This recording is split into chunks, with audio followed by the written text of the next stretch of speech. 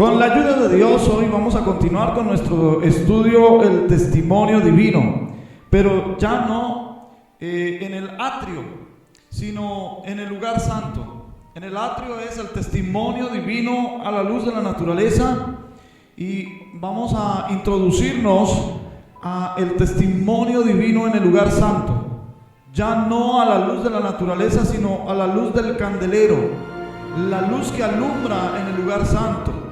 Es la luz del Espíritu Santo en las 7 lámparas del candelero. Entonces también es un testimonio divino, y ya no es en el atrio, sino en el lugar santo. Y vamos a ver primeramente los versículos que nos muestran el avance del atrio al lugar santo del testimonio de Dios. Algunos versículos por lo menos. Inicialmente vamos al Nuevo Testamento, al libro de los Hechos de los Apóstoles, capítulo 17. Vamos a ir leyendo y vamos a leer despacio para tener el primer contexto. Y vamos a leer desde el versículo 15. Dice: y los que se habían encargado de conducir a Pablo le llevaron a Atenas, y habiendo recibido orden para Silas y Timoteo de que viniesen a él lo más pronto que pudiesen, salieron mientras Pablo los esperaba en Atenas. Es interesante, aquí quiero detenerme un poquito para que veamos lo que implica esta palabra Atenas. El nombre de esta ciudad era la capital de la cultura. El Imperio Romano ciertamente venció en lo militar al griego y fue la siguiente civilización, lo digo entre comillas porque la palabra de Dios le llama a estas civilizaciones bestias en Daniel. Se habla no solo de la civilización romana, sino incluso de la grecorromana, porque aunque realmente los romanos vencieron militarmente a los griegos, la cultura griega permeó la romana, y hasta los llamados dioses griegos llegaron a ser los mismos romanos con nombres latinos, pero eran los mismos, y por eso se habla de la civilización grecorromana. Y Atenas era la capital de la cultura griega, era la capital de la filosofía humana. Grecia fue la cuna de la filosofía. Aunque no iniciaron en Atenas, las escuelas culminaron en Atenas, y donde Pablo llega es nada menos que el Areópago, que es como decir el ápice de la cultura, donde se oía, donde se analizaba, donde se estudiaba lo que la naturaleza humana había producido en sus investigaciones, en sus palpares. Y ahora Dios providencia que Pablo tenga un encuentro con lo máximo que se había producido en la cultura humana. Y ahí vamos a empezar a ver cómo Dios ve la necesidad no solo de introducirnos al atrio, sino también al lugar santo. Y vamos a ver, esto dice así, dice: mientras Pablo los esperaba en Atenas, su espíritu, esto es interesante, su espíritu se enardecía viendo la ciudad entregada a la idolatría. Bueno, pues en Atenas se ejercía la filosofía y se ejercía el intelecto y la mente, pero vemos que Pablo, aunque no renunciaba a la mente, porque tenemos que amar a Dios con toda la mente y no sin la mente, sin embargo en Pablo funcionaba el espíritu. Las cosas espirituales se tienen que discernir espiritualmente, y el espíritu de Pablo se enardecía. El Espíritu Santo, que había vivificado al espíritu de Pablo, le permitía discernir el engaño que estaba en aquella cultura tan famosa, tan importante, tan valorada por el humanismo. Pero Pablo veía que le faltaba lo principal. Todavía seguían engañados por los demonios que se hacían pasar por dioses. Ellos seguían justificando la idolatría, y había una mezcla de idolatría, de religión con filosofía, aunque ya se habían dado algunos pasos, como Genófanes, que fue uno de los filósofos griegos que trató de desembarazarse de las mitologías griegas, y él llegó a hablar de Dios, del único Dios. Se dice de Pablo, ahí en Hechos de los Apóstoles, donde estamos leyendo, dice: así que discutía en la sinagoga, porque en Atenas había sinagoga, porque había un trabajo del Señor con los judíos. Él había dado orden de que fueran primeramente a las ovejas perdidas de la casa de Israel, y por eso Pablo llega primero pues a las sinagogas judías. O sea que la misma diáspora o la misma dispersión de los judíos y sus reuniones en sinagogas fueron usadas por Dios para pasar el evangelio desde el gueto judaico hacia la humanidad en general. Los tiempos por los que se pasó fueron tiempos en los que Dios estaba trabajando. Antes de los griegos estuvieron los persas, antes de los persas estuvieron los babilonios.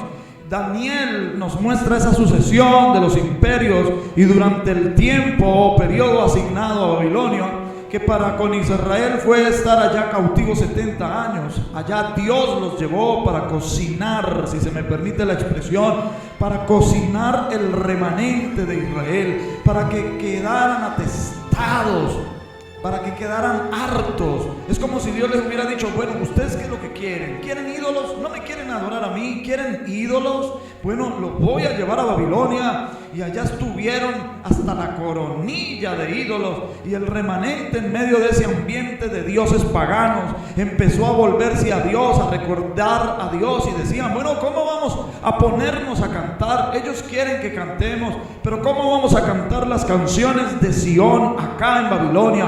Y se dice que aquel remanente buscaría a Dios de corazón y le conocería. Entonces, uno de los elementos del Kairos o del tiempo de Babilonia fue el cautiverio. Pero el cautiverio tenía el objetivo de hacerles ver la realidad loca de la idolatría, y que el remanente quisiese volverse a Dios.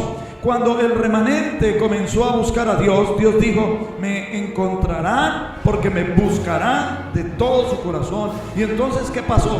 Dios mudó reyes, quitó reyes y puso reyes, sacó a los reyes de Babilonia y puso a los de Media y Persia, y ahora se entró en otro kairos, en otro eón, es otro término griego para tiempo, para era, para época, en otro periodo con elementos diferentes. Cada kairos tiene sus elementos, y ahora con Persia ya no era el tiempo del cautiverio, sino del fin del cautiverio y del retorno del remanente. El remanente había sido cocinado y estaba pronto, estaba listo después del periodo de Babilonia. Ese remanente estaba listo para regresar y continuar dándole lugar a Dios y poniéndole atención a Dios y siendo testimonio. Dios regresaron y restauraron otra vez el templo, restauraron la ciudad. Hubo las guerras, sí, hubo las dificultades, pero los elementos del Kairos de Persia de ese tiempo, por eso se habla de los tiempos, y fueron diferentes a los tiempos de Babilonia. Vamos a decir que cautiverio se relaciona con el tiempo de Babilonia, y que retorno y restauración se relaciona con el tiempo de Persia. Pero así como Dios había dicho al principio en la creación, Él no dijo: hagamos a Israel a nuestra imagen y semejanza. Dios dijo: hagamos al hombre a nuestra imagen y semejanza. Entonces el plan de Dios es con el hombre en general, es con la humanidad, es con toda la tierra. Dice que llene la tierra, que la sojuzgue para Dios. El objetivo de Dios es el hombre en general, pero como hubo una caída del hombre, entonces hubo un plan que ya Dios tenía preparado, porque Dios ya sabía lo que acontecería, y empezó el plan de redención. Pero comenzó a trabajar con Abraham, con Isaac y con Jacob, para que viniera un pueblo que es Israel, y que luego con ese pueblo preparara el nido para el Mesías que vendría, y por quien vendría la salvación, pero no solo para Israel. Ya desde el principio que Dios llamó a Abraham, le dijo que en la semilla o en la simiente de Abraham serían benditas las naciones de la tierra, porque el objetivo de Dios es la humanidad. Y si no toda es salva, aunque Él quiere que todos sean salvos, Él no quiere que ninguno perezca. Él sabe que no todos lo van a recibir, que no todos van a venir a Él, pero entonces por lo menos la iglesia gloriosa de toda tribu, de todo pueblo, de toda lengua, de toda nación, es la iglesia la que cumplirá el objetivo de Dios para con el hombre. O sea, que el nuevo hombre cumplirá el objetivo de Dios de hacer al hombre a su imagen, conformado a su semejanza, y delegarle el gobierno y el señorío. Entonces ahora también después del eón de Persia y antes que viniera el Mesías, que no era solo para Israel, sino también luz de las naciones, de los gentiles. Dios tenía que preparar otro eón para hacer el puente, para pasar del gueto judaico a la universalidad, y por esto permitió que el imperio persa tuviera ya su tiempo, saliera de escena, fuera vencido por el imperio griego, por Alejandro Magno, y Dios le dio a Alejandro conquistar amplísimo territorio, y ahí fue que vino la filosofía griega. Aristóteles era el preceptor de Alejandro, y con Alejandro Magno y Dios lo hizo, y luego con los reinos que vinieron después de él, todos dentro del ámbito de la cultura griega fueron un puente, porque en ese periodo se fue preparando ese puente hacia la universalidad desde lo judaico. En ese periodo del tercer tiempo, en ese eón, en ese kairos, ahora era Grecia después de Persia, ahora le tocaba a la Torá, a la ley que estaba en el hebreo, ser traducida al griego, y ahí surgió la versión Septuaginta, que es la traducción del Antiguo Testamento al griego, y es la que mayormente se cita tanto por el Señor Jesús como por los apóstoles en el Nuevo Testamento. La traducción al griego es la que más se cita en el Nuevo Testamento. Y ahí surgieron los helenistas, aquellos judíos que habían estado dispersos y que empezaron a hacer una especie de conversación y diálogo con la cultura griega. Eso se dio en ese periodo, y allí surgieron personas como Aristóbulo, que era uno de los sumos sacerdotes, que trató de explicar la cultura hebraica, la cultura bíblica, a la cultura griega, y comenzaron a aparecer algunos puntos en común. Uno de los puntos claves que se cocinó durante todo ese periodo griego, que era necesario para el periodo romano donde vino el Mesías, fue el concepto de el verbo. El concepto de verbo iba a aparecer en el Nuevo Testamento. Juan habla, en el principio era el verbo, y el verbo era con Dios, y el verbo era Dios.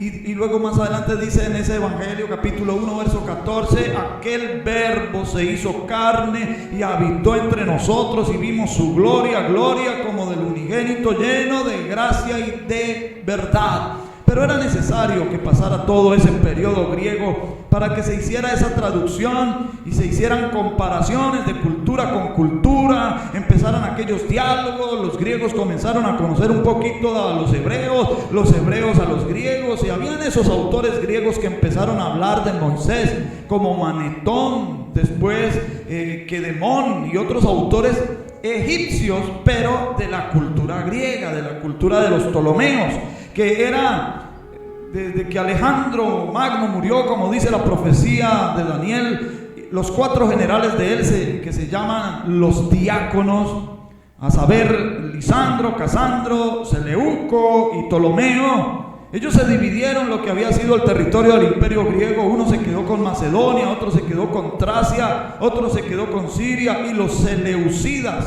de donde viene Seleuco, y los antiocos, y los del sur que tomaron Egipto, que era parte del imperio griego. Y por eso en el delta del río Nilo, desembocando en el mar Mediterráneo, estaba la ciudad de Alejandría, relativa a Alejandro Magno. Eran los descendientes de los Ptolomeos los que gobernaron esa parte de Egipto. De esos 4 generales fue Ptolomeo I el que tomó el sur, pero eso era cultura griega, y la cultura griega tomó de la cultura egipcia, y también tenían de los griegos, y la egipcia traía de Babilonia, y también estaban ahí los judíos, de manera que Alejandría llegó a ser una ciudad donde se mezclan todas esas culturas universales. Con el tiempo llegó a ser una de las principales ciudades líder del cristianismo primitivo, junto con Antioquía, como si una fuera un extremo, un querubín guardián, y la otra fuera el otro. En lo que erraba Antioquía, lo corregía Alejandría. En lo que erraba Alejandría, lo corregía Antioquía. Todo esto se fue preparando en este periodo. Fue el periodo de la Septuaginta, el periodo de los helenistas judíos, el periodo de la conversación y el diálogo. Como les hablé de Aristóbulo, que él les mostraba a los griegos cómo nociones que algunos de ellos habían empezado a tener acerca de un solo Dios provenía de Israel y de Moisés.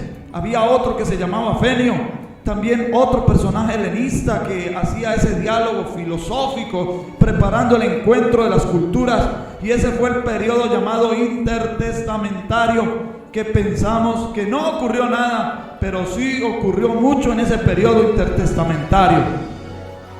Así como en el de Babilonia fue el cautiverio para cocinar el remanente, en el de Persia hubo el retorno, y en el de Grecia hubo el trabajo de la preparación del puente para salir de lo meramente israelita, judaico, a lo universal. Entonces Dios usó las conquistas universales de Alejandro Magno, usó la filosofía. Aristóteles, que fue una de las mayores mentes filosóficas de la historia, era el preceptor de Alejandro Magno, y la cultura aristotélica pasó después a la romana e inclusive a las tres culturas monoteístas de la Edad Media. Por ejemplo, empezando primero por los árabes. Un filósofo árabe llamado Averroes era musulmán. Él trató de domesticar a Aristóteles para manejarlo desde el monoteísmo islámico. Lo mismo lo hizo Maimónides, que era como el segundo Moisés, así le llamaban los judíos en la misma época, un poquito después, por allá en el año 1200, que hizo el mismo trabajo que Averroes para el Islam, pero lo hizo Maimónides para los judíos: domesticar a Aristóteles dentro del judaísmo. Y dentro del cristianismo, o dentro de la cristiandad, ese fue el trabajo que hizo Tomás de Aquino. Él tomó a Aristóteles y lo domesticó para la cristiandad. Bueno, las tres religiones monoteístas domesticaron el aristotelismo. Luego entonces la filosofía aristotélica se llama la filosofía aristotélico-tomista. Aristotélico porque Aristóteles fue antes que Cristo, y Tomás de Aquino de la Edad Media, de la era cristiana. Pero ellos domesticaron esa máxima expresión de la cultura. Bueno, y Dios nos hace ahora a nosotros domesticar la cultura, y por eso tenemos ese encuentro de este momento clave de Pablo en Atenas. Ha habido esos encuentros también antes y después. Nosotros no podemos huir, sino que tenemos que avanzar y domesticar para Cristo la cultura, como lo hicieron antes, porque no existe una cultura cristiana, sino una doctrina cristiana para todas las culturas. Y ahora llegamos y vemos algo, este momento crucial que es el ejemplo que siguieron los cristianos después y otros, el momento de Pablo en el Areópago de Atenas. Y aquí empezamos a ver el paso del atrio al lugar santo.